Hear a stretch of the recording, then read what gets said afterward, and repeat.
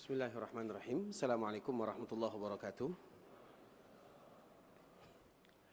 Innal hamdalillah nahmaduhu wa nasta'inuhu wa nastaghfiruh wa na'udzu billahi min shururi anfusina wa min sayyiati a'malina. May yahdihillahu fala mudilla lahu wa may yudlil fala hadiya lahu. Asyhadu an la ilaha illallah wahdahu la syarika lah wa asyhadu anna Muhammadan 'abduhu wa rasuluhu la nabiyya ba'da amma ba'd. Ya ayyuhalladzina amanu taqullaha haqqa tuqatih wa la tamutunna illa wa antum muslimun. يا أيها الناس اتقوا ربكم الذي خلقكم من نفس واحدة وخلق منها زوجها وبث منهما رجالا كثيرا ونساء واتقوا الله الذي تساءلون به والأرحام إن الله كان عليكم رقيبا يا أيها الذين آمنوا اتقوا الله وقولوا قولا سديدا يصلح لكم أعمالكم ويغفر لكم ذنوبكم ومن يطع الله ورسوله فقد فاز فوزا عظيما أما بعد فإن أصدق الحديث كتاب الله وخير الهدي هدي محمد صلى الله عليه وسلم وشر الأمور محدثاتها فإن كل محدثة بدعة وكل بدعة ضلالة. Ikhwatul Islam, saudara kaum muslimin, kaum muslimat, ikhwani akhwati rahimani wa rahimakumullah. Alhamdulillah, kita bersyukur kepada Allah Subhanahu wa taala yang mana pada kesempatan kali ini Allah berikan kemudahan kepada kita bersama untuk mengisi waktu di rumah Allah Subhanahu wa taala, terkhusus di waktu-waktu yang sangat mulia. Dan kita harus tahu, waktu yang paling mulia di malam hari adalah di ujung malam, atau yang kita kenal dengan sepertiga malam terakhir. Dan waktu yang paling mulia di siang hari juga di waktu ujungnya. Karena itu merupakan di antara kaidah yang sangat indah. Dan siapapun yang beribadah di waktu-waktu yang mulia, maka tentu pahala yang dijanjikan oleh Allah Subhanahu wa taala juga tak sama. Karena biasanya di waktu-waktu yang mulia itu agak sulit beribadah. Apabila ada orang beribadah di waktu yang mulia, maka itu merupakan di antara keutamaan yang sangat luar biasa akan didapatkan dan diberikan oleh Allah Subhanahu wa taala. Dan semoga waktu ini merupakan waktu yang mulia dan Allah Subhanahu wa taala berikan kemudahan kepada kita berada di tempat yang mulia, dan semoga Allah jadikan kita bersama orang-orang yang mulia. Amin amin ya rabbal alamin. Kemudian salawat beriringkan salam semoga senantiasa tercurahkan buat junjungan alam Nabi kita yang mulia, uswah dan qudwah kita bersama Muhammad bin Abdullah sallallahu alaihi wasallam, yang mana di antara kewajiban kita adalah memperbanyak mengucapkan salam dan salawat kepada baginda Rasulullah sallallahu alaihi wasallam.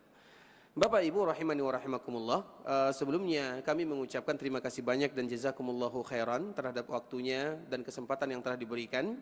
Dan insyaAllah pada kesempatan kali ini kita membahas pembahasan yang tidak terlalu berat ya, yaitu masalah pernikahan Nabi sallallahu alaihi wasallam dan juga putri Nabi sallallahu alaihi wasallam. Karena kita harus tahu pernikahan itu adalah separuhnya agama. Pernikahan itu adalah separuhnya agama. Karena yang paling banyak menyebabkan seseorang masuk ke dalam neraka Allah Azza wa Jalla ada dua. Yang pertama, lisannya. Yang kedua, di antara kedua pahanya. Makanya Nabi SAW pernah menyebutkan, barang siapa di antara kalian yang bisa memberikan jaminan untukku dua, di antara dua jenggotnya dan di antara dua pahanya, atman lahul jannah, maka aku jamin untuknya surga. Tapi dengan syarat, jamin dulu ini untuk diriku, kata baginda Nabi SAW. Artinya barang siapa yang bisa menjamin ini betul-betul baik, maka dijamin surga untuk dirinya. Yang pertama lisannya, yang kedua di antara kedua pahanya. Nah, bagi mereka yang sudah diberikan kemudahan oleh Allah Subhanahu wa taala untuk menikah, dan insya Allah semua kita di sini sudah menikah ya. Ada yang belum? Belum kedua atau ketiga? Tapi insya Allah semuanya sudah menikah ya. Nah, barang siapa yang sudah dimudahkan oleh Allah menikah, berarti separuh agamanya sudah ada. Karena nanti dengannya yang tadi sebahagiannya itu sudah diberikan jaminan, di antara kedua pahanya sudah dijamin, maka tinggal di antara kedua jenggotnya. Maka apa kata Nabi sallallahu alaihi wasallam? Barang siapa yang sudah menikah, sudah sempurna separuh agamanya. Karena yang separuh inilah yang paling banyak menyebabkan seseorang masuk ke dalam neraka Allah Azza wa Jalla. Tinggal dia menjaga separuh yang kedua. Yang mana tadi? Lisannya. Nah, kita juga mengetahui pernikahan dalam agama itu merupakan pernikahan atau sesuatu yang sangat mudah tapi berat. Pernikahan dalam agama Islam itu adalah sesuatu perkara yang sangat mudah tapi berat. mudah dilakukan, berat dipertanggungjawabkan. Sehingga dengannya Nabi SAW pernah menyebutkan salasun, jidduhunna jiddun, wa hazluhunna jiddun. Ada 3 perkara yang apabila kita serius, dianggap serius, apabila bercanda, juga dianggap serius. Dan di antara salah satunya adalah an-nikah, yaitu pernikahan. Pernikahan itu kalau serius dianggap serius, kalau bercanda juga dianggap serius. Maknanya terlalu mudah. Dan syaratnya juga tidak berbelit-belit. Bahkan Bapak Ibu rahimani wa rahimakumullah, kita tidak mengambil contoh yang lain. Kita mengambil orang yang paling dicintai oleh Nabi SAW dari keluarganya, yaitu putri tersayang Fatimah radhiyallahu ta'ala anha. Fatimah ini dulu dia pernah dilamar oleh Abu Bakar As-Siddiq radhiyallahu ta'ala anhu. Tapi ketika Abu Bakar yang melamar, apa kata Nabi SAW? Innaha saghirah. Wahai Abu Bakar, dia masih kecil. Karena Abu Bakar dikala melamar Fatimah, umurnya sudah di atas 50 tahun. Bisa jadi umurnya 53 tahun, 54 tahun. Tiba-tiba melamar Fatimah, maka apa kata Nabi SAW? Innaha saghirah. Dia masih kecil. Dan Abu Bakar melakukan yang demikian bukan berarti ada tujuan lain, tapi dia ingin tetap senantiasa nasabnya bersambung dengan Nabi. Itu yang mereka cari. Kemudian setelah Abu Bakar melamar, Nabi mengatakan innaha saghirah, maka dilamar lagi oleh Umar. Maka jawaban Nabi sama, innaha saghirah. Wahai Umar, dia masih kecil. Kemudian tiba-tiba datang salah seorang wanita. Wanita ini kalau bahasa kitanya mungkin yang membantu keluarga Nabi sallallahu alaihi wasallam. Tiba-tiba dia cari Ali bin Abi Thalib. Ali bin Abi Thalib itu adalah anak angkat Nabi. Ali bin Abi Thalib itu adalah sepupu Nabi. Ali bin Abi Thalib itu adalah sahabat Nabi, lengkap pada Ali bin Abi Thalib radhiyallahu ta'ala anhu. Jadi wanita ini dicari Ali bin Abi Thalib. Kemudian dikala Ali dicari, maka dia mengatakan, wahai Ali, tidakkah kamu tahu ada berita yang betul-betul dahsyat lah kalau bahasa kitanya. Maka Ali mengatakan, berita apa yang kamu bawa wahai fulana? Maka di saat itulah wanita ini mengatakan, tidakkah kamu tahu Fatimah sudah dilamar oleh Abu Bakar dan Umar? Maka di saat itulah wanita ini mengatakan, cepat kamu datang kepada Nabi, lamar Fatimah. Apa jawaban Ali? Aku tidak sanggup. Kalau aku melamar Fatimah, apa pekerjaanku? Apa yang akan aku berikan kepadanya? Sama dengan kita kalau kita ingin melamar, apa yang dikasih makan, kasih makan apa, tinggal di mana, bagaimana nantinya, bagaimana.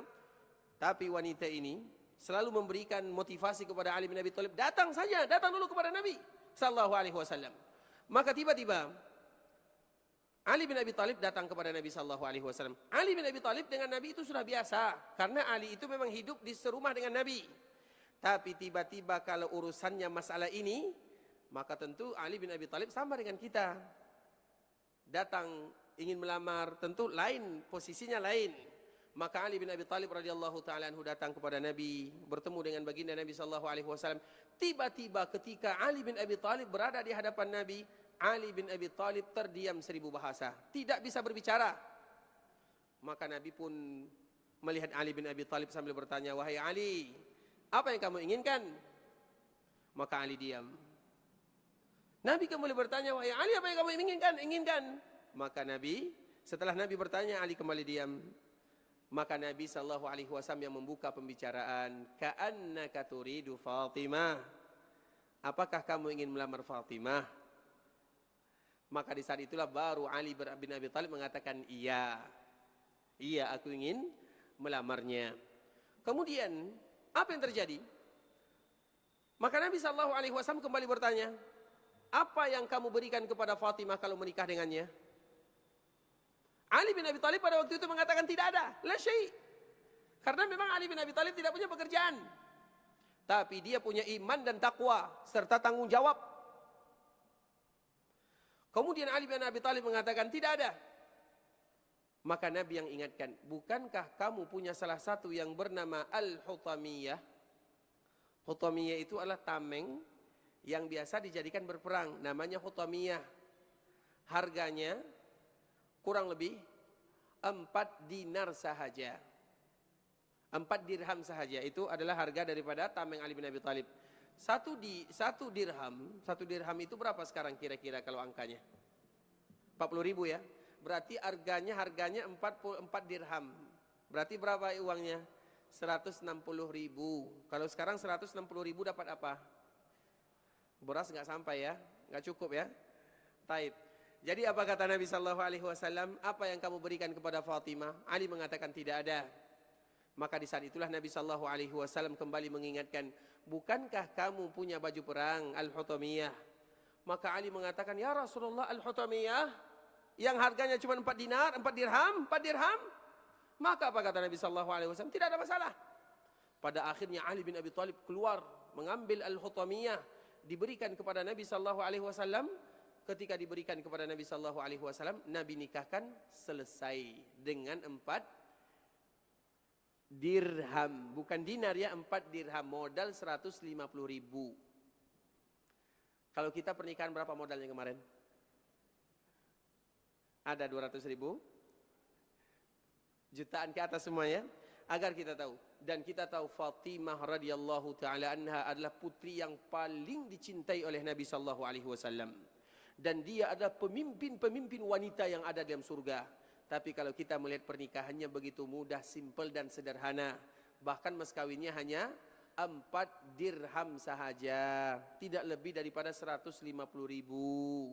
Tapi kita lihat mereka melahirkan sosok yang terbaik, yang mana mereka akan dikenang sepanjang sejarah sampai hari kiamat. Berapa anaknya Fatimah dari pernikahan Ali bin Abi Thalib? Berapa? 6 atau 7? Berapa? Berapa Pak? 6 atau 7? 6. Tapi yang pertama Abdullah, yang kedua Abdurrahman, yang ketiga sama, yang ketiga Hussein, yang keempat Usama, yang kelima Hasan, yang keenam Mubarak, yang ketujuh salah semua nih. Mana yang betul? Itu jangan dicatat, itu yang salah semua. Saya ini masih bertanya. Siapa yang pertama? Siapa? Hasan. Yang kedua? Yang ketiga? Umar. Zainab. Yang keempat? Ummu Kulsum. Yang kelima? Berarti 4 atau 5? Zainal? Betul, Zainal Abidin. Berapa anaknya Fatimah? Anaknya Ali bin Abi Thalib? Dari pernikahan 150 rupiah. Lahirlah orang-orang yang terbaik sepanjang masa. Ada yang bisa jawab? Ada 4 atau ada 5? 5 atau 6? Ibu-ibu berapa? Berapa? 3? 8? Siapa yang jawab angkat tangan? Baik, berapa? 4 yang pertama. Hasan, Hussein, Zainab, Ummu Kulsum. 4? Masya Allah ini. Masya Allah. Barakallahu fiik. Semoga memberikan manfaat ya. Tapi seperti biasa ya, jawabannya salah. Baik. Ada 5. Ada 5. Yang satu nanti cari sendiri. Tinggal satu lagi ya. Nih ditambah Muhsin. Baik, maknanya Bapak Ibu, yang kita ambil dari sini, yang terpenting dari pernikahan itu, karena pernikahan itu kalau kita lihat pernikahan Nabi sallallahu alaihi wasallam dan pernikahan keluarga Nabi sallallahu alaihi wasallam atau putri-putri Nabi sallallahu alaihi wasallam, pernikahan mereka mudah tapi perjuangan mereka sulit. Karena keedahnya seseorang semakin mulia maka semakin berat perjuangannya. Siapapun wanita-wanita yang termulia di dunia, siapapun, maka mereka pasti akan merasakan perjuangan yang sulit. Wanita yang mulia di dunia itu yang pertama siapa? Asia, istrinya Firaun. Perjuangan dia sulit. Tapi dengan kesulitan yang semakin sulit, maka dia mendapatkan titel yang mulia. Yang kedua siapa? Maryam, bagaimana kisah Maryam? Dikucilkan, dicela, dihina, melahirkan tanpa seorang ayah.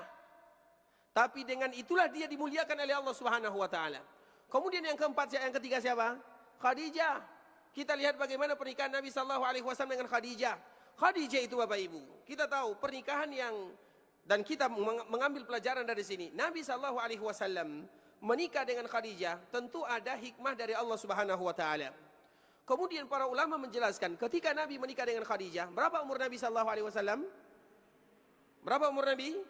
25 tahun. Berapa umur Khadijah? Berapa umur Khadijah? Umur Khadijah Bapak Ibu diperselisihkan oleh para ulama. Ada yang mengatakan umurnya 40 tahun. Ada yang mengatakan 28 tahun. Khadijah menikah dengan Nabi sallallahu alaihi wasallam. Ada yang menyebutkan umurnya 40 tahun, ada yang menyebutkan umurnya 28 tahun. Kenapa para ulama berbeda di sini? Kita akan sebutkan. Yang menyebutkan umur 28 tahun karena Khadijah memiliki berapa orang anak? Berapa anaknya? 6. Nah, kalau Khadijah punya anak 6, biasanya antara satu anak dengan anak yang lainnya, itu anggaplah jaraknya 2 tahun. Berarti biasanya wanita biasanya melahirkan umur berapa biasanya kira-kira terakhir? 40. Tambah lagi. Ada wanita yang melahirkan 45? Ada tapi sudah mulai jarang-jarang. Kalau Khadijah menikah dengan Nabi umurnya 40 tahun, berarti kapan terakhir anak Nabi lahir? Berapa umur Khadijah radhiyallahu taala anha? 50? Wanita berumur 52 kira-kira masih bisa melahirkan atau tidak? Jarang. Maka dari situlah para ulama mengatakan Khadijah menikah dengan Nabi umurnya 28 tahun. Karena Nabi diberikan anak dari Khadijah ada 6 orang. Dan 6 orang ini jaraknya 2 tahun. Berarti kalau 2 tahun ada yang 3 tahun. Berarti Khadijah akan melahirkan lebih daripada 6 orang. Orang-orang itu bukan jumlah yang sedikit. Nah, sehingga dari sini mereka menyebutkan umur Khadijah menikah dengan Nabi waktu berumur 28 tahun. Nah, yang lain mengatakan Ibunda Khadijah ini, karena Ibunda Khadijah ini wanita yang paling dicintai oleh Nabi sallallahu alaihi wasallam. Dikala Khadijah hidup dan dikala Khadijah sudah meninggal, tidak ada yang lebih dicintai oleh Nabi dibandingkan dengan Khadijah. Kecintaan Nabi kepada Khadijah itu adalah fitrah. Kalau kecintaan kita kepada istri, apa namanya? Kalau Nabi mencintai Khadijah, itu karena fitrahnya. Kalau kita mencintai keluarga, karena apa? Yang sudah menikah. Kenapa mencintai istri? Seorang istri, kenapa mencintai suaminya? Siapa yang jawab angkat tangan? Karena mana perintah Allah? Karena cantik. Betul Pak? Kalau nggak cantik? Kalau sudah tua? Gimana? Kita mencintai keluarga, baik itu suami mencintai istri atau istri mencintai suami karena ibadah kepada Allah Subhanahu wa taala. Itu harus diingat. Karena ibadah. Kalau Nabi mencintai Khadijah karena fitrah. Apa makna perbedaan fitrah dengan ibadah? Kalau fitrah itu sesuatu yang tidak bisa hilang. Kalau ibadah kadang-kadang hilang. Dikala pasangan kita melakukan kesalahan, kadang kita marah. Pernah tidak marah sama keluarga? Kalau marah apa yang terjadi biasanya? Ketika seorang pasangan suami dan istri lagi marahan, kira-kira dikala kita melihat muka suami atau melihat muka istri, kira-kira kita melihat seperti apa kita lihat? Seperti apa kita melihat pasangan ketika kita marahan? Hah? Berarti di sini nggak pernah marahan ya? Insya Allah di sini nggak ada ya? Nggak ada yang mengaku. Nah, bagaimana kita melihat pasangan dikala kita marah? Artinya itu ibadah, karena ibadah bisa jadi berlanjut, bisa jadi naik, bisa jadi turun. Namanya ibadah. Ibadah itu tidak datar. Tapi kalau Nabi mencintai Khadijah, fitrah tidak akan pernah berubah untuk selama-lamanya. Maka dari situlah Nabi sallallahu alaihi wasallam menyebutkan, "Inni ruziktu hubbuha." Aku ini ditanamkan oleh Allah dalam hatiku mencintai Khadijah karena fitrah Allah yang tanamkan. sehingga tidak akan pernah berubah kecintaan Nabi sallallahu alaihi wasallam. Makanya Khadijah sudah meninggal, tapi Nabi tidak pernah lupa akan kalimat Khadijah. Sampai-sampai yang paling marah kepada Nabi adalah Aisyah radhiyallahu taala anha.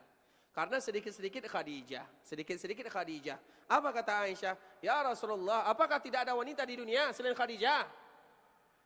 Allah sudah mengganti dirimu dengan wanita yang lebih baik dan lebih mulia darinya. Apakah engkau akan mengingat wanita yang tua lagi ompong tersebut? Disebut dengan kalimat tua dan ompong. Nah, dari bahasa ini bahasa wanita cemburu ya. Jadi kalau wanita sudah cemburu, pasti mengeluarkan bahasa-bahasa yang itu biasa. Jangankan kita, Nabi sallallahu alaihi wasallam juga demikian disebutkan oleh Aisyah. Apakah engkau masih mengenang wanita yang tua lagi ompong? Nah, yang bisa kita ambil dari sini, ompong itu tidak ada gigi kan? Kira-kira wanita tidak ada gigi umur berapa? Umur berapa? 60 lebih. Maka dari situlah para ulama mengatakan dari hadis ini, Nabi menikah dengan Khadijah umurnya 40 tahun. Kalau Nabi menikah dengan Khadijah umur 40 tahun, berarti umur berapa Khadijah meninggal?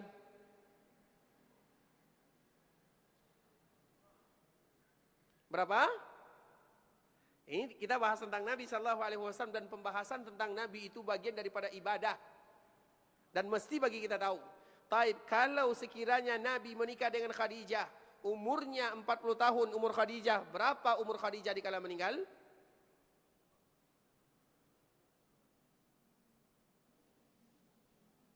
Ibu-ibu.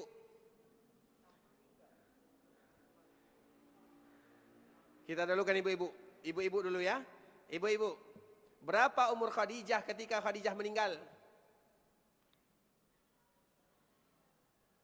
Berapa? Ada yang kasih mic sama ibu-ibu?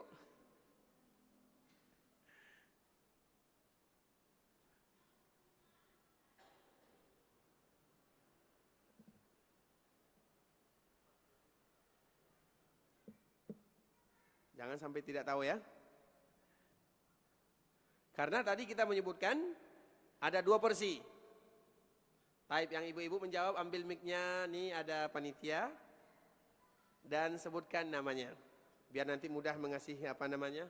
Ada sedikit ini. Taib, siapa yang jawab? Namanya Risma. Apa? Risma. Taib, berapa umur Khadijah, ibunda Khadijah ketika ibunda? Taib. Sekitar 65 ya Ustadz. Dari mana angka 65 ini datang?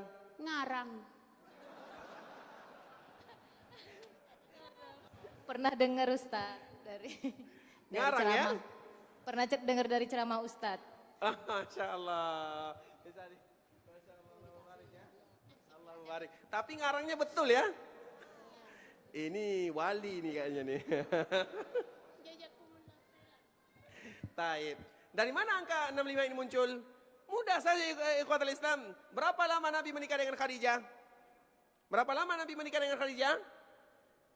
25 tahun. Berarti 40 tambah 25. Selesai. Nah, umur wanita 65 tahun. Kira-kira masih ada gigi atau tidak? Nah, pertanyaannya, bukankah tadi ibunda Aisyah radhiyallahu taala anha mengatakan, "Ya Rasulullah, kenapa engkau masih ingat wanita yang ompong yang sudah tua?" Pertanyaan berikutnya, Aisyah dengan Khadijah berjumpa atau tidak? Berjumpa atau tidak? Kalau kita mengatakan Aisyah tidak berjumpa dengan Khadijah, berarti Khadijah menuduh. Berarti ibunda Aisyah menuduh Khadijah. Berarti berjumpa atau tidak? Kalau mengatakan berjumpa, di mana jumpanya? Ada yang tahu? Bisa dipahami pertanyaannya? Karena ibunda Khadijah dengan Aisyah itu paling tidak suka Nabi selalu menyebutkan Khadijah. Sehingga Aisyah mengatakan wanita tua lagi ompong. Berarti Aisyah bertemu dengan Khadijah atau tidak? Kalau bertemunya di mana? Di rumah siapa? Rumah tetangga. Tetangganya di mana? Hah? Di WA? Dari mana tetangga? Bertemu atau tidak?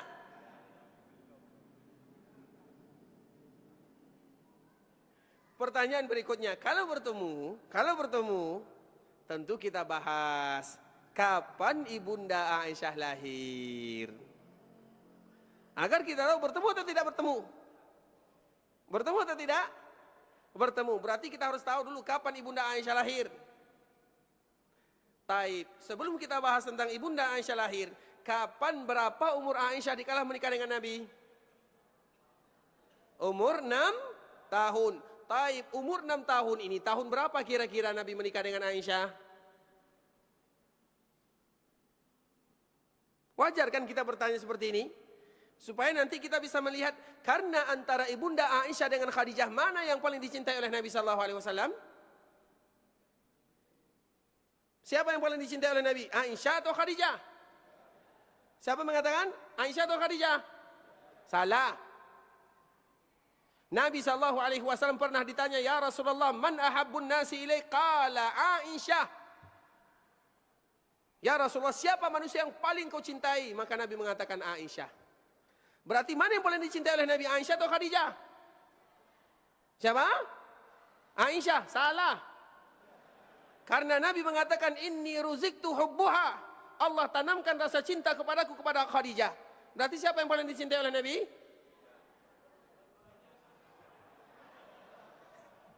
Siapa yang dicintai oleh Nabi?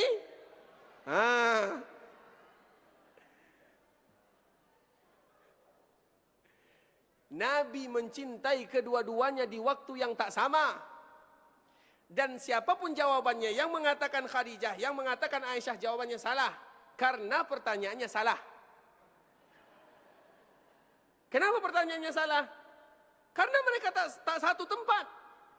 Seolah-olah Khadijah yang menemani Nabi SAW dikala Nabi berada di Mekah, dan Ibunda Aisyah yang menemani Nabi SAW dikala berada di Madinah. Berarti mereka berada di zaman yang tak sama, periode yang berbeza.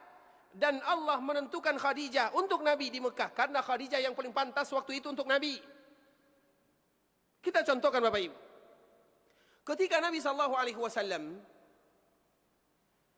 pergi ke bukit Gua Hira, kemudian Nabi SAW di sana 1 bulan, kurang lebih 1 bulan lamanya.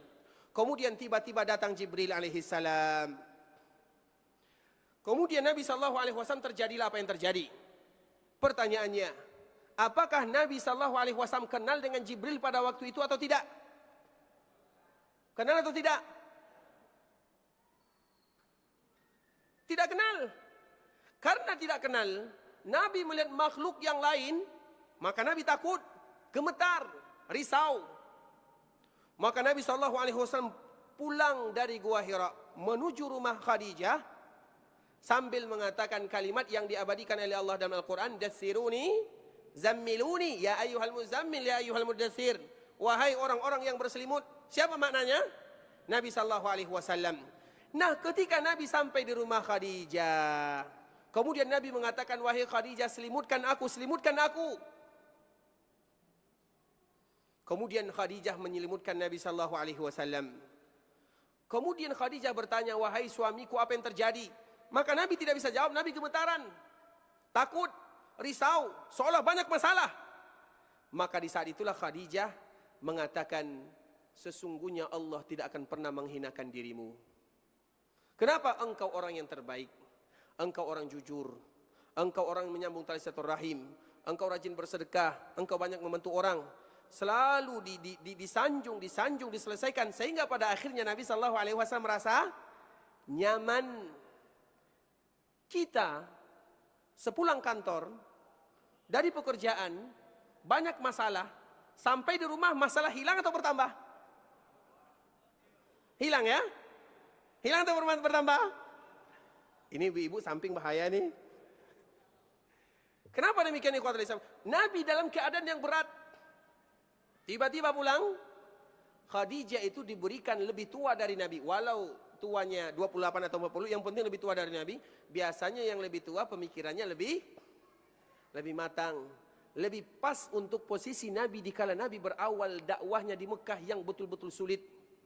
Dari segi ketenangan, Nabi mendapatkan ketenangan karena akalnya Khadijah itu sempurna. Sehingga dia seolah-olah tempat Nabi SAW menyandarkan diri. Dari segi harta, kuat. Maka pernikahan Nabi dengan Khadijah betul-betul dari Allah Subhanahu wa taala yang telah merencanakan. Karena Nabi akan menghadapi masa-masa sulit, terutama dakwah di Mekah Al-Mukarramah, maka perlu orang yang menjadi sponsor Nabi sallallahu alaihi wasallam. Dan sponsor Nabi di kala Nabi berada di Mekah adalah Ibunda Khadijah. Sponsor secara musyawarah, secara pendapat, secara harta, itu adalah Ibunda Khadijah. Ibunda Khadijah yang pas untuk Nabi di kala berada di Mekah Al-Mukarramah.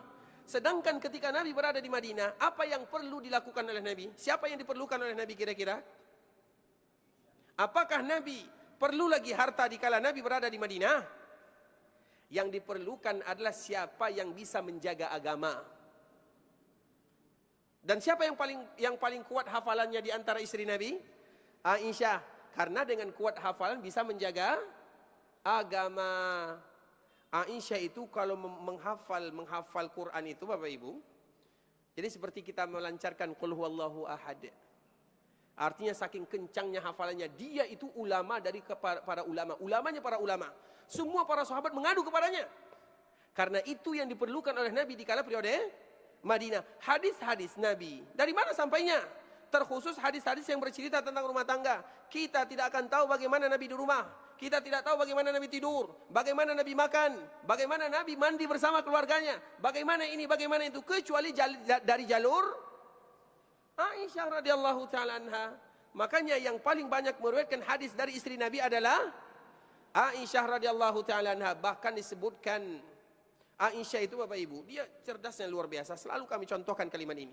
Cerdas dari sononya kalau bahasa kitanya. Cerdas dari, memang cerdas. Pernah suatu ketika Aisyah itu sedang bermain ya, anak-anak kecil yang bermain boneka lah, wanita-wanita yang bermain boneka, anak-anak kecil umur 3 tahun, 4 tahun. Dan di antara salah satu permainan Aisyah pada waktu itu adalah kuda-kudaan. Nabi lewat. Ketika Nabi lewat, maka Nabi melihat Aisyah sedang main. Dan Nabi bertanya kepada Aisyah, "Ya Aisyah, kenapa kudamu ada sayapnya? Mana ada kuda yang bersayap?" Aisyah sambil bermain, masih kecil. Maka seketika itu juga dijawab oleh Aisyah. Dia sambil bermain. Jadi jawabannya spontan. "Wahai ya Rasulullah, tidakkah kamu tahu," sambil bermain, "tidakkah kamu tahu bahwa kuda Nabi Sulaiman itu ada sayap-sayapnya?" Padahal dia sambil bermain dan jawabannya secara spontan dan masih kecil. Itu menunjukkan kecerdasan tingkat tinggi. Dari mana dia tahu cerita tentang Nabi Sulaiman? Di umur yang seperti itu. Maka Nabi SAW menikah dengan Aisyah itu atas perintah Allah Subhanahu wa taala. Tujuannya untuk menjaga agama. Makanya orang yang paling banyak meriwayatkan hadis dari Nabi SAW yang kedua adalah Ibunda Aisyah setelah Abu Hurairah radhiyallahu taala anhuma. Dan tentu semua yang diperintahkan oleh Allah Subhanahu wa taala ada rahasianya. Berarti mana yang paling dicintai oleh Nabi, Aisyah atau Khadijah? Ada rahasia Allah Subhanahu wa taala mana yang terbaik? Khadijah yang terbaik di kala periode Mekah, Aisyah yang terbaik di kala periode Madinah. Berarti mana yang terbaik? Semuanya terbaik karena istri Nabi semuanya terbaik. Tapi kita kembalikan kepada pembahasan yang tadi kita sampaikan. Aisyah radhiyallahu taala anha mengatakan, "Ya Rasulullah, kenapa engkau masih ingat wanita tua ompong tersebut?" Kenapa Aisyah berani mengatakan kalimat ini? Berarti dia pernah melihat Khadijah, sehingga dia berani mengatakan wanita tua ompong. Kemudian berarti kapan Ibunda Aisyah ini lahir? Karena Ibunda Aisyah ini menikah dengan Nabi umurnya 6 tahun. Dan itu terjadi kurang lebih pada tahun 11 atau 12 dari kenabian. Anggaplah kita ambil 11. Berarti 11 kenabian umur Aisyah 6 tahun. Dikurangi 6 tahun. Berarti tahun berapa Aisyah lahir? Tahun berapa Aisyah lahir? Tahun 11 dikurang 6. 5. Tahun kelima. Tahun kelima dari kenabian. Khadijah tahun berapa wafatnya? Tahun 10 atau 11. Berarti mereka berjumpa atau tidak? Dan ketika Khadijah meninggal, berapa umur Aisyah? 5 tahun. 5 tahun itu sudah bisa menggambarkan atau tidak? Ada wanita cantik atau tidak, atau ompong atau tidak? Sudah bisa atau tidak? itulah yang disebutkan oleh Aisyah radhiyallahu taala anha, ya Rasulullah, engkau sudah diganti oleh Allah dengan wanita yang lebih baik daripada wanita tua ompong. Aisyah mengatakan kalimat ini tentu dengan rasa cemburu ya.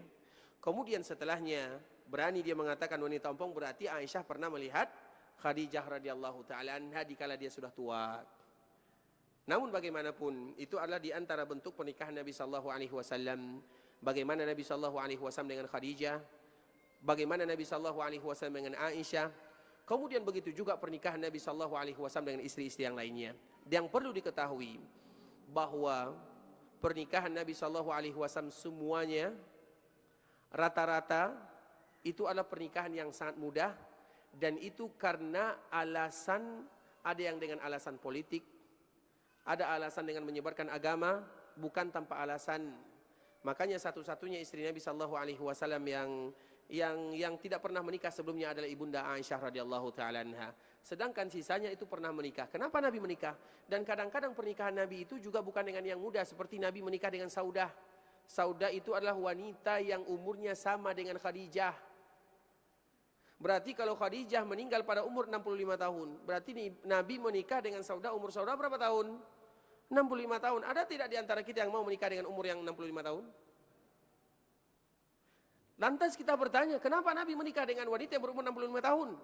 Kalau sekiranya, coba kita bayangkan, dan Nabi bersama Saudah itu lama, tanpa wanita yang lain, artinya tanpa istri yang lain. Dan Nabi bertahan. Aisyah baru satu rumah dengan Nabi SAW dikala berada di Madinah. Artinya setelah Khadijah, Nabi satu rumah dengan Saudah. Dan dia sudah tua. Kalau sekiranya Nabi SAW pernikahannya karena seperti yang dibayangkan, karena hawa nafsu, karena ini, kenapa Nabi harus menikah dengan Saudah? Kenapa tidak awal-awal Nabi SAW menikah dengan Aisyah? Kenapa tidak awal-awal Nabi SAW mencari wanita yang lebih muda?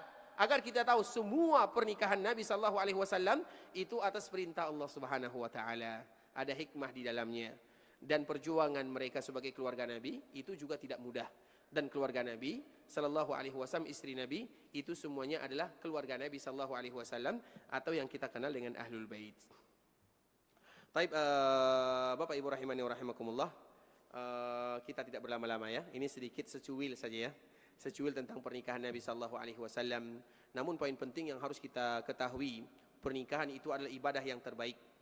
Dan kaedah dalam pernikahan hanya dua saja. Kaedah dalam pernikahan hanya dua saja. Yang pertama adalah al-karam. Yang pertama adalah al-karam. Yang kedua adalah at-taghaful. At-taghaful. Yang pertama adalah al-karam. Al-karam itu artinya tidak suka hitung-hitungan. Itu disebut dengan karam. Seorang suami tidak hitung-hitungan dengan istrinya, seorang istri tidak hitung-hitungan dengan suaminya. Maka disebut dengan karam. Karam itu mulia, suka berbagi, suka memberi. Dan di antara sifat yang terbaik dalam pasangan keluarga adalah al-karam. Dan itu dicontohkan oleh baginda Rasulullah SAW. Nabi kalau ada rezeki diberikan tanpa hitung-hitungan. Nabi SAW tidak ada yang seperti itu. Maka disebut dengan karam. Yang kedua disebut dengan at-taghaful. At-taghaful itu maknanya dia tidak lalai tapi pura-pura tidak tahu. Tidak terlalu mendikte lah kalau bahasa kitanya. Karena kita tahu pasangan kita itu banyak kesalahannya. Maka di antara salah satu yang paling banyak membuat masalah dalam keluarga itu adalah karena mengungkit-ungkit kesalahan. Oleh karena itu jangan dalam masalah ini, jangan kita menjadi ahli sejarah. Ahli sejarah untuk pasangan. Ahli sejarah itu apa maknanya? Semua kesalahan pasangan kita diulang dari A, B, C, D, E, F, disebutkan semuanya. Maka ada salah satu kalimat disebut dengan at-taghaful. At-taghaful itu pura-pura tidak tahu. Misalnya istrinya melakukan kesalahan, tentunya kesalahan-kesalahan biasa ya. Dia pura-pura tidak tahu, seolah-olah tidak memperdulikan. Itu adalah di antara resep. Dan itulah yang dilakukan oleh baginda Rasulullah sallallahu alaihi wasallam. Nabi sallallahu alaihi wasallam juga pernah marah. Dan Nabi sallallahu alaihi wasallam pernah meninggalkan keluarganya selama 1 bulan. Marah Nabi sallallahu alaihi wasallam. Bukan berarti keluarga Nabi sallallahu alaihi wasallam tidak ada masalah.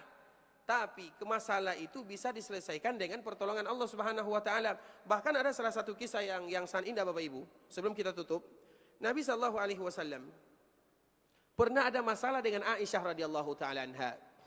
Nabi sallallahu alaihi wasallam pernah ada masalah dengan Aisyah. Sampai-sampai tidak selesai masalahnya.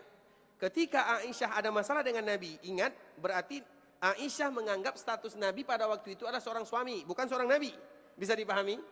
Karena Nabi itu adalah seorang suami, Nabi itu adalah seorang Nabi, Nabi itu adalah seorang ayah. Harus dilihat posisinya.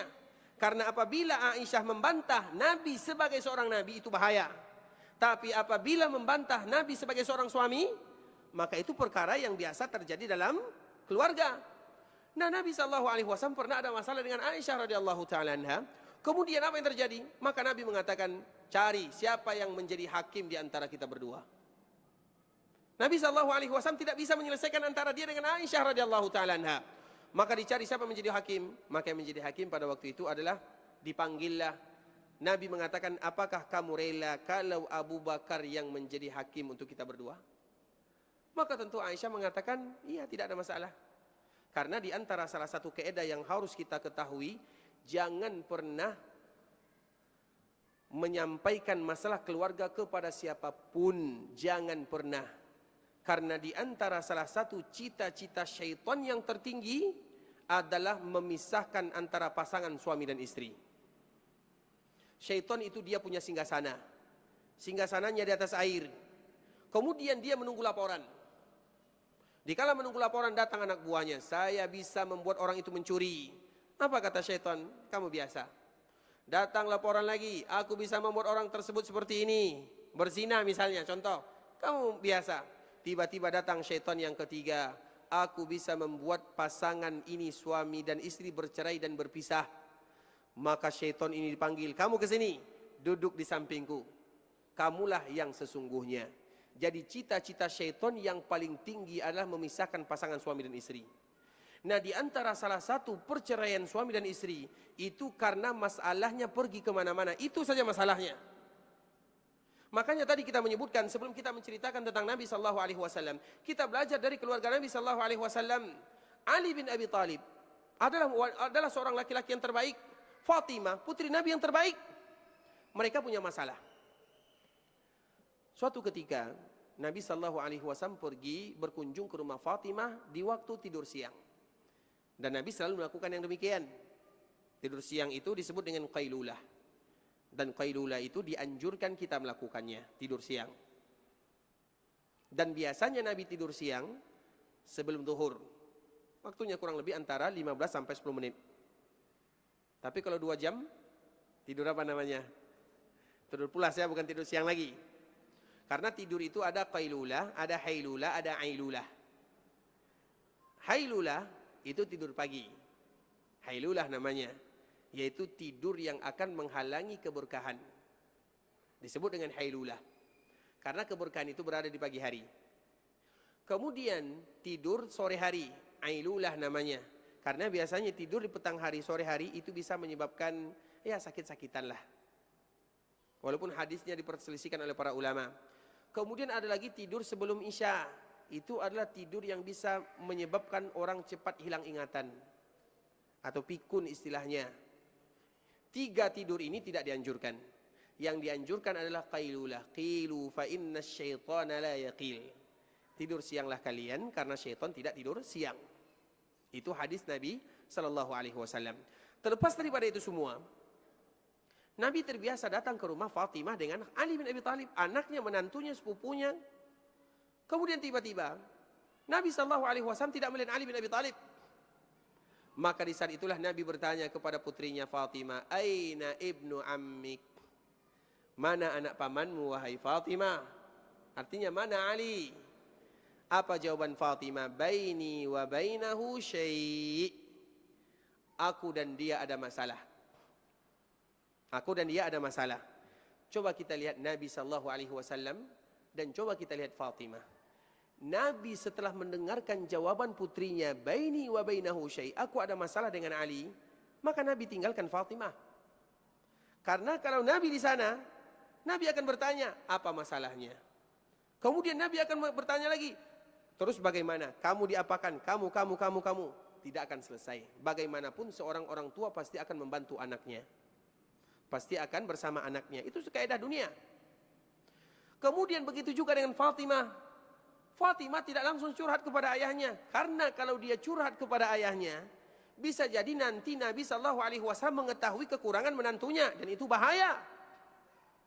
Begitu juga dengan kita. Insya Allah semua kita nanti punya menantu. Punya anak. Maka belajar dari Nabi SAW. Belajar dari keluarga Nabi SAW. Apa kata Fatimah? Baini wa bainahu syai'. Aku dan Ali ada masalah, selesai. Nabi keluar, Fatimah juga tidak melanjutkan. Keluar bukan berarti tidak menyelesaikan masalah. Nabi keluar dan mengatakan, cari Ali, di mana dia? Maka dicari, dia ternyata Ali bin Abi Thalib memang ada masalah dengan Fatimah. Kemudian dicari, ternyata di mana Ali bin Abi Thalib berada? Dia berada di masjid. Saking lamanya sampai dia tertidur di masjid. Dan Nabi yang bangunkan dia, Qum ya Aba Turab, Qum ya Aba Turab, bangun wahai ayah tanah. Bangun wahai ayah tanah. Kenapa dipanggil dengan ayah tanah? Panggilan ini apa kata Ali bin Abi Thalib? Ini adalah panggilan yang paling aku cintai seumur-umur hidup. Karena Nabi yang mengatakan Abu Turab, ayahnya tanah. Dan sejarahnya, karena masalah dia dengan putri Nabi SAW. Masalah yang membawa barokah. Masalah yang membawa barokah. Ali mengatakan, aku tidak pernah merasakan panggilan yang terindah kecuali kalimat Abu Turab. Makanya apabila kita mendengar Abu Turab, itu adalah untuk Ali bin Abi Thalib. Nah, Ali bin Abi Thalib radhiyallahu ta'ala anhu, ketika dia ada masalah dengan Fatimah, dia tidak lari kemana-mana. Dia larinya ke masjid. Kemudian tertidur. Jadi kalau ada masalah, tidur. Kalau tidak bisa tidur, minum apa tidur? Selesai masalah. Karena biasanya tidur itu nikmat. Dan salah satunya bisa menyelesaikan masalah. Makanya kalau ada keluarga pasangan yang marah-marah, tidur dulu. Dan itu merupakan mujarab. Karena kalau masalahnya betul-betul berat, kita tidak bisa tidur. Tapi kalau kita bisa tidur, berarti masalahnya akan hilang. Tapi jangan lupa, setelah bangun pergi ke toko emas. Nah, itu yang penting. Nanti akan kita contohkan bagaimana Nabi SAW, kita belajar dari keluarga Nabi. Tajuk kita pembahasan tentang selayang pandang pernikahan Nabi. Kemudian Ali bin Abi Thalib tidur di masjid, dibangunkan oleh Nabi. Qum ya Aba Turab. Bangun Ali bin Abi Thalib. Ketika bangun, masalah selesai. Ali bin Abi Thalib pulang ke rumah. Fatimah tidak mengadu. Nabi tidak tahu bagaimana masalahnya. Selesai. Tapi coba Ali bin Abi Thalib larinya ke kedai kopi. Aku ada masalah dengan keluarga. Bagaimana dia gini-gini. Tidak akan pernah selesai. Coba kalau Fatimah bercerita kepada Nabi SAW, semakin luas. Tapi semuanya silent. Karena masalah itu adalah biasa. Dan orang yang punya masalah berarti mereka yang sempurna. Dan orang yang tidak sempurna adalah orang yang tak punya masalah. Masalah itu bukan masalah. Bahkan masalah sesungguhnya adalah mereka yang tak punya masalah. Paham? Kita ulang lagi. Masalah itu bukan masalah. Yang masalah itu kalau kita tidak punya masalah. Masalah itu bukan masalah. Yang masalah itu adalah orang yang tidak punya. Orang kalau tidak punya masalah berarti dia sedang bermasalah. Apa kata Abdullah bin Mas'ud? Kami kalau tidak punya masalah, kami akan bertanya kepada diri kami. Berarti kami ini ada keimanan yang sudah mulai goyah. Karena kalau kita tidak punya masalah berarti Allah tidak berkoneksi lagi dengan kita. Tapi coba kita punya masalah, kepada siapa kita mengadu? Doanya khusyuk, salatnya khusyuk, sambil menangis. Tapi kalau kita tidak punya masalah bagaimana? Makanya apa kata Nabi? Innallaha idza ahabba qauman ibtalahum.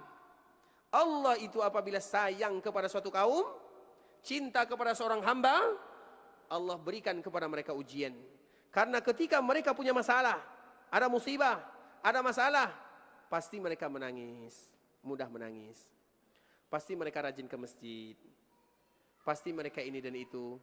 Tapi kalau kita hidupnya biasa-biasa, itulah yang menyebabkan kita sombong pada akhirnya. Artinya daripada hadis ini, Allah apabila suka kepada suatu kaum, Allah uji. Berarti orang yang tidak pernah diuji, Allah tidak suka kepadanya. Makanya masalah itu bukan masalah. Yang masalah itu orang yang tak punya masalah. Bisa dipahami? Dan biasanya setelah masalah itu bahagia. Makanya kalau ingin bahagia buat masalah. Ini cerita keluarga ya, bukan cerita orang lain ya. Ini ada masalah. Coba kalau ada pasangan suami istri, dia bergaduh, ada masalah, bertengkar. Kemudian setelah itu mereka damai. Kira-kira apa yang terjadi setelah damai? Jalan-jalan, jarang jalan-jalan, sekarang jalan-jalan. Apalagi? Nah tuh, kadang-kadang lahir anak setelahnya. Apalagi? Iya kan? Kadang-kadang, makanya istri kalau ingin belanja ke pasar, cari emas, bikin masalah dulu. Pasti nanti setelahnya, la'allallaha yuhditsu ba'da dzalika amra. Bisa jadi setelah itu ada cerita-cerita yang indah yang akan menjadi kenangan sejarah dalam keluarga. Nah, kita lihat kepada Ali bin Abi Thalib radhiyallahu taala anhu. Ali bin Abi Thalib, ini sudah jam berapa ya? Sudah lewat ya? Baik, sedikit lagi ya. Ali bin Abi Thalib radhiyallahu taala anhu, ketika dibangunkan oleh Nabi, setelah tidur, masalah hilang. Kemudian dia pulang, kemudian selesai ceritanya. Makanya kalau kita ingin selesai masalah keluarga ceritanya, jangan pernah keluar dari pintu kamar, itu saja.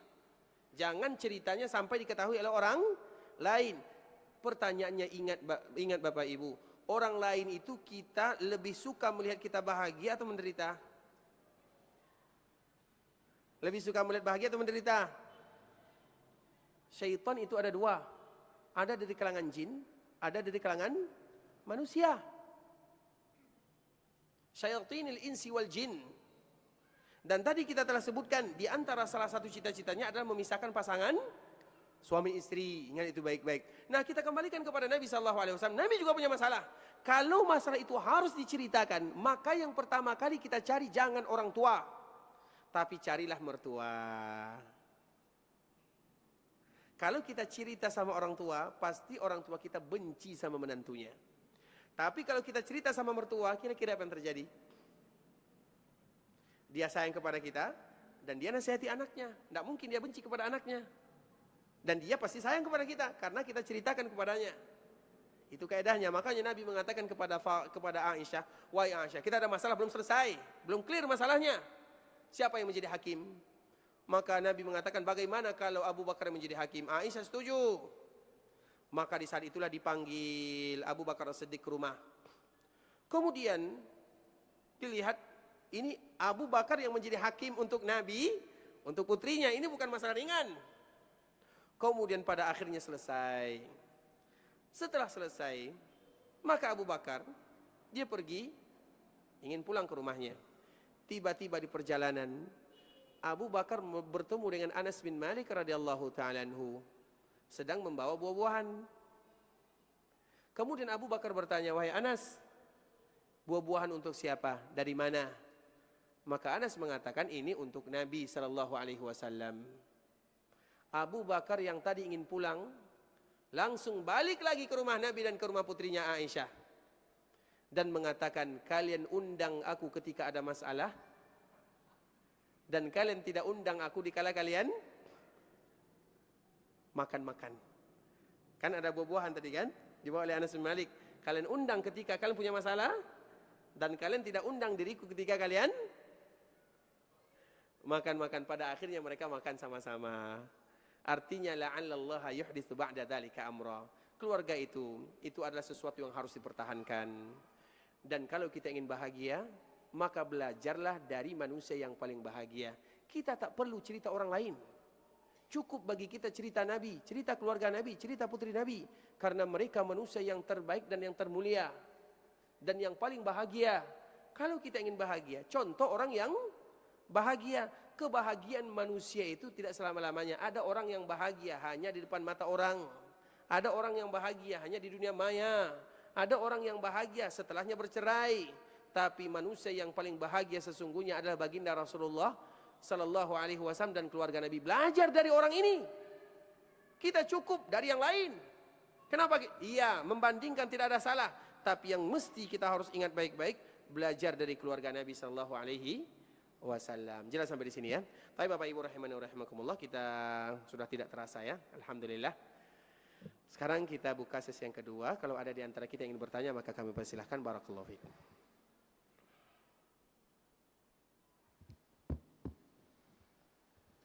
Tafadol Bapak-bapak, ada yang mau bertanya? Silakan.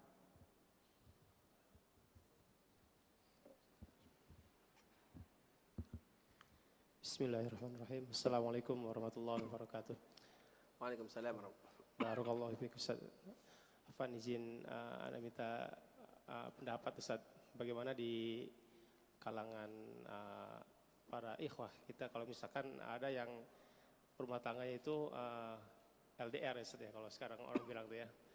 Apakah itu masih dalam tahap aman, diperbolehkan atau bagaimana Ustaz? Ana mohon nasihat. Wassalamualaikum warahmatullahi wabarakatuh. Waalaikumsalam warahmatullahi wabarakatuh.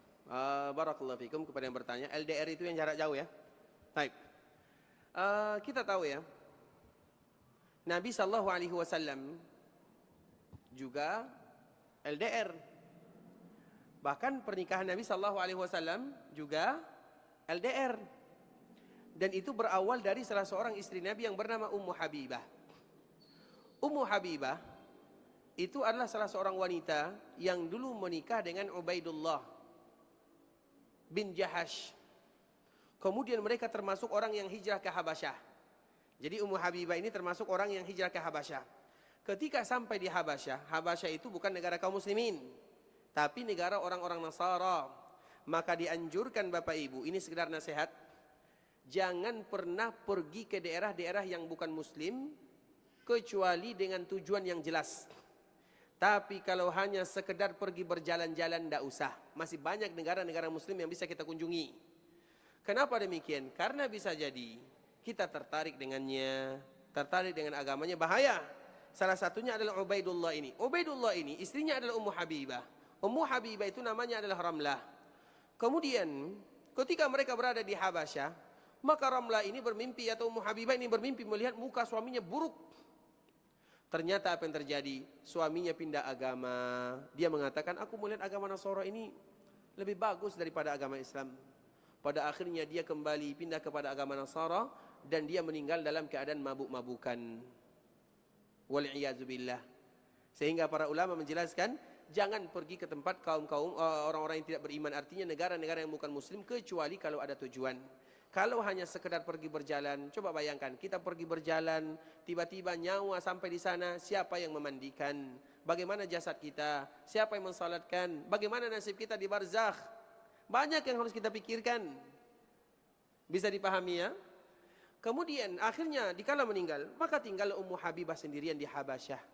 Tinggal sendirian tanpa keluarga, itu bukan perkara yang ringan. Di negara orang, karena berhijrah di jalan Allah Subhanahu wa Ta'ala. Maka di saat itulah setelah beberapa lama Nabi SAW melamar Ummu Habibah dan pada akhirnya menikah dengan Ummu Habibah secara online. Itulah dasar pernikahan secara online. Nabi berada di Madinah, Ummu Habibah berada di Habasyah. Terjadi pernikahan, Nabi berada di Madinah, Ummu Habibah berada di Habasyah. Bukankah itu namanya pernikahan online? Kalau bukan nikah online apa namanya? Iya, memang zaman dulu tidak ada istilah online. Tapi Nabi di Madinah, Ummu Habibah di Habasyah, kemudian mereka menikah. Mereka tidak bertemu, tidak bersuah. Nah, pernikahan saja boleh online, LDR ya. Apalagi setelah menikah. Bisa dipahami? Tapi tentu ada batasan-batasan waktunya. Dan batasan waktunya itu jangan lebih daripada 4 bulan. Atau tergantung karena setiap manusia itu tak sama. Keperluan kebutuhan kita itu tak sama. Antara seorang laki-laki dan perempuan juga tak sama. Kalau perempuan, ketika Umar bin Khattab radhiyallahu ta'ala anhu setiap kali mengirim utusan, tiba-tiba Umar bin Khattab itu selalu berkeliling di malam hari. Tiba-tiba mendengarkan nyanyian seorang wanita yang ditinggal pergi oleh suaminya yang berjihad. Kemudian dia bertanya, karena dia melantunkan syair-syair yang menunjukkan kerinduan dia kepada suaminya. Kemudian dia panggil putrinya Hafsah dan bertanya kepada Hafsah, wahai Hafsah, seorang wanita itu kira-kira berapa lama bisa bertahan dari suaminya? Maka Hafsah mengatakan tidak lebih daripada 4 bulan. Makanya kalau LDR jangan lebih dari 4 bulan. Kalau tidak nanti dia cari suami baru. Bahaya. Dan itu hak, kewajiban yang harus ditunaikan. Memang ini berat ya, tapi itu yang namanya manusia. Kecuali kalau ada kesepakatan antara pasangan. Misalnya saya tidak akan pulang selama 2 tahun misalnya. karena keperluan, karena kebutuhan, karena pekerjaan, apalagi di zaman sekarang. Tapi masalahnya sama-sama bisa bertahan atau tidak, itu masalahnya. Karena seorang wanita tidak bisa bertahan lebih dari 4 bulan. Kalau yang laki-laki lebih lagi, mungkin 1 bulan tidak bisa bertahan, itu istilahnya. Maka salinglah menjaga. Ini kebutuhan, ini kita manusia biasa. Kita manusia, ciptaan Allah Azza wa Jalla, dan memang seperti itu keadaannya. Mohon maaf ya. Nah, jadi LDR itu seperti itulah keadaannya. Tidak ada masalah LDR, biasa, tapi sering-sering pulang. Taib, yang lain kami persilakan. Assalamualaikum warahmatullahi wabarakatuh. Barakallahu fiik Ustaz. Pertanyaannya, mengapa Ustaz istri-istri Nabi itu ketika Nabi wafat itu tidak diperbolehkan nikah dengan yang lain, sedangkan Nabi sendiri itu kan menikah dengan beberapa wanita yang bercerai dengan sahabatnya? Apakah ada alasan khusus di situ? Barakallah. Itu harus kita tanya sama Allah ya. Kan Allah yang mengharamkan. Kalau Allah yang mengharamkan, apa jawabannya? Sami'na wa ata'na. Apakah ada jawaban yang lain? Kenapa Allah haramkan istri Nabi menikah setelah Nabi SAW meninggal? Apa jawabannya? Itu urusan Allah Azza wa Jalla. Allah mau perintahkan ini, Allah mau perintahkan itu. Maka itu dikembalikan kepada Allah Subhanahu wa taala. Tidak boleh, kata Allah, tidak boleh. Tapi kalau pertanyaannya apa hikmahnya? Hikmah itu boleh bisa jadi tak sama antara satu dengan yang lainnya. Makanya hikmah itu kita beriman, kita percaya kepada apa yang Allah perintahkan bukan karena hikmah, tapi karena perintah selesai. Contoh misalnya, kenapa Allah haramkan ini? Jawabannya itu perbuatan Allah, itu urusan Allah. Urusan kita adalah bagaimana melakukannya. Makanya dalam sebuah ayat disebutkan oleh Allah Azza wa Jalla, la yus'alu amma yaf'alu wa hum yus'alun. Kita itu tidak pantas bertanya akan perbuatan Allah, tapi Allah yang bertanya kepada kita, kamu lakukan tidak? Kita tidak boleh bertanya kenapa subuh harus 2, kenapa maghrib harus 3, kenapa zuhur harus 4. Pertanyaannya, kamu sholat subuh atau tidak? Itu dia pertanyaannya. Jadi bisa dipahami. Tapi apa hikmahnya? Hikmah itu bisa jadi betul, bisa jadi salah. Tapi yang terpenting Bapak Ibu, keluarga Nabi itu, karena biasanya seseorang wanita akan dikumpulkan di surga bersama suaminya. Apakah ada orang yang lebih baik dari baginda Rasulullah SAW? Kalau sekiranya Allah mengizinkan istri Nabi menikah, apakah mereka akan menikah dengan laki-laki yang lain? Nah mungkin. Mereka tidak akan pernah memilih orang lain dibandingkan dengan Nabi SAW. Dan itu pilihan yang telah disebutkan oleh Nabi SAW. Nabi diturunkan ayat oleh Allah dalam surah Al-Ahzab, diberikan pilihan kepada istri-istrinya. Kalian mau memilih diriku atau memilih yang lain? Silakan. Tidak ada satupun jawaban istri Nabi kecuali memilih Allah dan Rasulnya. Berarti mereka akan selalu bersama di dunia dan bersama di alam surga. Iya, mungkin setelah Nabi meninggal mereka akan menunggu lama. Tapi lama-lamanya di dunia hanya berapa lama? Hanya 30 tahun, berpisah 30 tahun, 40 tahun. Tapi akan selama-lamanya berada di dalam surga, menjadi istri baginda Rasulullah sallallahu alaihi wasallam.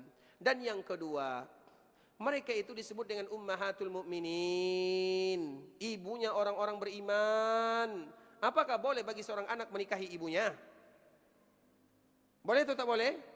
Siapapun yang menikahi ibunya berarti mereka anak yang bejat, kalau bahasa kitanya bejat, durhaka, apalagi bahasanya. Mereka itu ummahatul mukminin. Mereka itu ibu kita semuanya. Ibunda Khadijah, ibunda Sauda, ibunda Aisyah, ibunda Fulana, ibunda semuanya. Dan tidak mungkin kita menikah dengan ibunda sendiri. Itu diantara jawaban hikmah ya, tapi bukan alasan. Alasannya tentunya itu adalah urusan Allah Azza wa Jalla. Kita hanya sami'na wa ata'na. Bahkan pernikahan Nabi SAW, Nabi menikah juga bukan karena yang tadi kita sebutkan. Coba kita lihat, istri Nabi itu semuanya kan sudah pernah menikah kan. Nabi itu secara fisik, kita saja yang fisiknya seperti ini, kira-kira banyak tidak yang mau? Banyak. Nabi sempurna ciptaannya, sempurna. Banyak yang berebutan. Tapi kenapa Nabi memilih orang yang sudah menikah semuanya? Dan kadang-kadang banyak juga yang tua. Berarti ada hikmah dan alasan di baliknya untuk menyelamatkan agama mereka. Banyak alasan yang lain. Nah, artinya mereka ini, contoh misalnya pernikahan Nabi dengan Ummu Salamah. Ummu Salamah ini ketika suaminya Abu Salamah meninggal, dia tidak ingin lagi menikah. Karena perempuan kalau mereka mendapatkan pasangan yang baik, mereka tidak, ketika pasangannya meninggal, mereka tidak mau lagi menikah. Kalau pasangannya jelek, buruk, jahat, mereka juga tidak lagi mau menikah. Mereka bisa bertahan. Tapi kalau laki-laki bisa atau tidak? Tak sama dengan perempuan lain. Perempuan kalau sudah tersakiti, mereka akan bisa bertahan tanpa suami selama-lamanya. Tapi kalau mereka sudah bahagia, mereka akan selalu ingin menanti suaminya walau sudah meninggal. Itu biasanya perempuan. Makanya banyak ibu-ibu kita terdahulu, suaminya meninggal sudah 10 tahun, 20 tahun, tapi dia tetap menjadi seorang istri yang setia dengan suami karena suaminya yang terbaik. Kita melihat kenapa tidak menikah? Karena sudah trauma. Suaminya dulu seperti ini, maka dia tidak mau lagi menikah. Apalagi suaminya adalah Rasulullah sallallahu alaihi wasallam, tidak bisa dibandingkan. Apalagi juga mereka adalah ummahatul mukminin, dan ini merupakan jawaban hikmah ya, bukan alasan. Kalau alasannya kembalikan kepada Allah, sami'na wa ata'na. Taib, barakallahu fikum. Ustaz, kita minta didoakan Ramadan 2026. Saudara kita yang mu'allaf bisa umrah sekeluarga. Masya Allah tabaraka rahman. Semoga Allah subhanahu wa ta'ala berikan istiqamah, kekuatan, kemudahan, keberkahan, kelancaran. Dan semoga Allah hidupkan kita dalam keadaan beriman, dan Allah wafatkan kita dalam keadaan beriman. Dan di antara doanya, Allahumma ahyini muslimin wa tawaffani muslimin wa alhiqni bis salihin ghaira khazaya wala maftunin. Ya Allah, hidupkan aku dalam keadaan Islam, hidupkan kami dalam keadaan Islam, wafatkan kami dalam keadaan Islam, kumpulkan kami bersama orang-orang yang saleh tanpa engkau hinakan. Itu merupakan di antara doa yang mesti dibaca oleh setiap muslim dalam setiap doanya. Hidup dalam keadaan muslim, wafat dalam keadaan muslim, dan dikumpulkan bersama orang-orang yang saleh. Kemudian pertanyaan berikutnya, apakah boleh suami memanipulasi permasalahan dengan istri, seolah-olah istri yang meminta cerai, dan itu dijadikan alasan pengadilan agama? Selama persidangan istri tidak boleh datang, seolah-olah mereka adalah cocok dan rumah tangga 6 bulan lebih, padahal tolak baru 1 bulan, sekarang mereka sudah bercerai. Barakallahu fikum. Taib, Bapak Ibu rahimani wa rahimakumullah. Tentunya kita harus ingat ya, apa yang kita buat itu yang akan kita tanam. Melakukan kezaliman kepada siapapun tidak boleh. Kalau kita bersama, maka bersamalah karena agama. Kalau kita juga harus berpisah, berpisahlah karena agama. Berpisah itu bukan perkara yang buruk. Yang buruk itu adalah kezaliman, itu saja. Nabi SAW juga pernah bercerai. Istri Nabi SAW juga ada yang diceraikan oleh Nabi SAW. Sahabat Nabi, jadi ada salah seorang wanita yang juga bercerai dengan suaminya. Dia datang kepada Nabi SAW sambil mengatakan, ya Rasulullah, ternyata suaminya ketika dia, jadi suami ini adalah seorang sahabat yang sangat mulia. Mulia agamanya, mulia akhlaknya, sempurna kalau bahasa kitanya. Tapi kurang sempurna dalam penampilan. Jadi istri ini, sahabiat ini, ketika keluar melihat suaminya berjalan bersama sahabat yang lain, ternyata suaminya paling hitam, ternyata suaminya paling kurang tampan. Makanya dianjurkan bagi para suami jangan berjalan dengan yang lebih ganteng darinya. Nanti bahaya di rumah. Itu salah satu anjuran ya. Berjalan dengan yang selevel ya, atau yang lebih di bawah lah istilahnya. Karena kadang-kadang istri itu menilai, kenapa dia lebih ini, kenapa dia lebih rapi, kenapa dia Kalau istri kita berbicara seperti itu, bagaimana kira-kira perasaan kita? Nah, wanita ini, sahabiat ini juga demikian keadaannya. Melihat suaminya berjalan sama sahabat yang lain, ternyata suaminya paling di bawah dari segi penampilan. Maka dia datang kepada Rasulullah, ya Rasulullah, aku tidak bisa hidup bersama suamiku. Dan dia mengatakan, aku tidak menghina dia masalah agama, dia yang terbaik, akhlaknya yang paling mulia, mulia semuanya. Maka Nabi SAW juga tidak bisa membantah. Apa kata Nabi? Ataruddina hadiqata? Apakah kamu mau mengembalikan maharnya? Maka wanita ini mengatakan, iya tidak masalah. Kemudian Nabi pisahkan, selesai. Artinya bersama karena Allah, berpisah juga karena Allah Azza wa Jal. Tidak perlu melakukan kezaliman, tidak perlu manipulasi. Seolah-olah istri yang salah, seolah-olah suami yang salah. Ingat, kalau kita melakukan seperti itu, bisa jadi nanti kita menikah dan pasangan kita memperlakukan perkara yang sama. Ingat itu baik-baik. Iya, mungkin kita sekarang. Karena di antara salah satu yang tidak akan pernah dilalaikan oleh Allah di dunia sebelum Allah balas di akhirat adalah kezaliman. Apa kata Allah Azza wa Jalla? Wa izzati wa jalali wa kibriyai wa azamati la ansurannahum walau ba'da hin. Demi keagunganku, demi kemuliaanku, Aku akan tolong mereka-mereka yang terzalimi walau setelah beberapa lama. Ya, mungkin Allah tidak balas sekarang.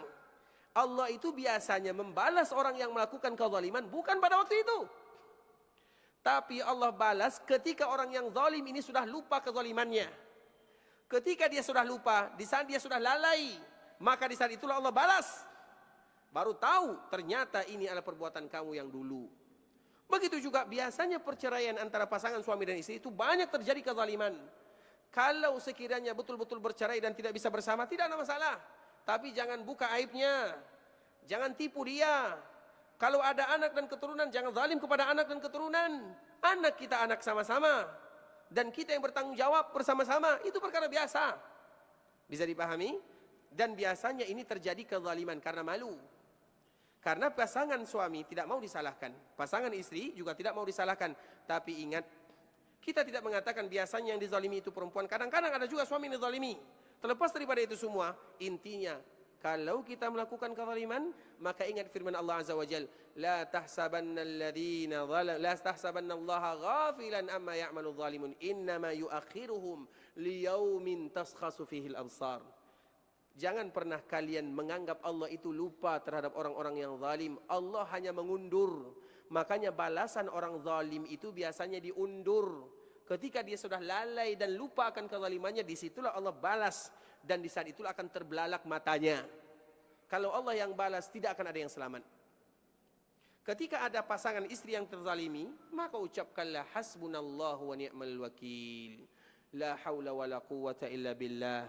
Inna lillahi wa inna ilaihi raji'un. Jangan ucapkan kalimat-kalimat yang lain. Cukup kalimat ini. Hasbunallahu wa ni'mal wakil. La hawla wa la quwwata illa billah. Inna lillahi wa inna ilaihi raji'un. Selesai, kita serahkan kepada Allah. Kalau kita kembalikan kepada Allah, biarlah urusan dia dengan Allah Subhanahu wa ta'ala. Kalau urusan dia dengan Allah, siap-siap untuk menerimanya. Nah, itu saja. Tapi, pertanyaan yang terakhir ya.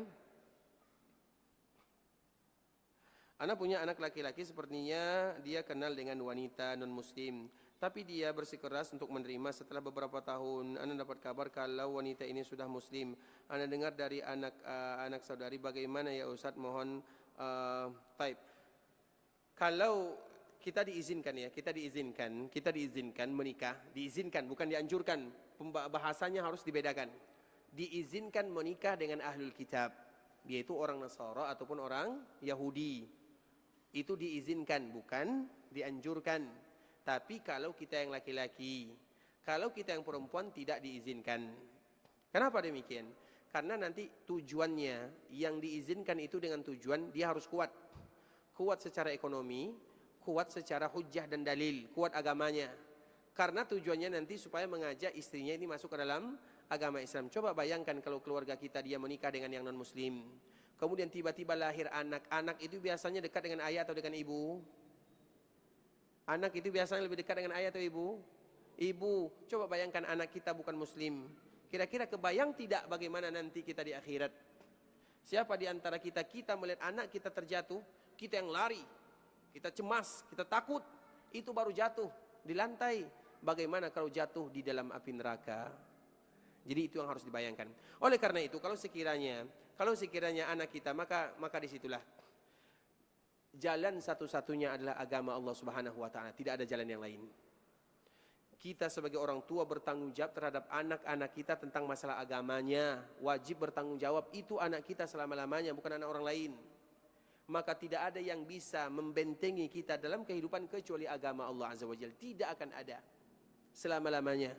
Oleh karena itulah, dekatlah dengan agama Allah Azza wa Jalla, belajar agama, dan bukan hanya diri kita sendiri tapi juga bawa keluarga, terutama anak-anak kita, ajarkan agama. Karena kalau kita tidak ajarkan agama, bahaya dan sengsara. Makanya ada salah satu hadis, ini hadis yang sangat indah untuk kita bersama. Man kanatid dunya hammah farraqallahu amrah wa ja'ala faqrahu baina aini wa lam ya'tihi minad dunya illa ma kutiba lah. Barang siapa yang tujuannya dunia, sedikit-sedikit dunia, pagi hari cerita dunia, di duha cerita dunia, siang hari dunia, sore hari dunia, malam hari meninggal dunia, itu bahaya. Farraqallahu amrah, Allah tidak akan pernah selesaikan masalahnya. Itu satu. Akan ada masalah selalu. Sampai akhir kehidupannya ada masalah. Yang kedua, wa ja'ala faqrahu baina ainai, dia akan merasa fakir untuk selama-lamanya. Walau dia punya uang sebesar masjid ini, sebanyak masjid ini, dia akan merasa kurang, ingin lagi tambah. Kenapa? Karena dia fakir. Walam yatihi minad dunya illa ma kutiba. Dunia tidak datang kepadanya kecuali sesuai dengan ketentuan saja. Sambungan hadis ini, wa man kanatil akhiratu hamma. Siapapun di antara kalian yang akhirat tujuannya, jama'allahu amrah, Allah akan selesaikan masalah. Simple hidupnya. Masalahnya tidak ada. Maknanya masalah tidak ada, diselesaikan, dimudahkan oleh Allah Subhanahu wa taala. Wa ja'ala ghinahu fi qalbi, dia akan merasa kaya, kaya hatinya, qanaah terhadap pemberian Allah Azza wa Jalla, merasa cukup. Wa ya'tihi minad dunya wa hiya raghimah, dunia yang kejar dia dan dia tidak mau, tapi dunia selalu kejar dia. Kalau tujuannya akhirat, maka kita bandingkan yang demikian. Maka tanamkan yang demikian kepada keluarga. Jadikan tujuan utama adalah agama Allah Subhanahu wa taala. Dunia akan kejar. Itu janji Allah dan janji Rasulullah sallallahu alaihi wasallam. Baik Bapak Ibu rahimani wa rahimakumullah, mungkin sampai di sini. Ada lagi yang ingin bertanya?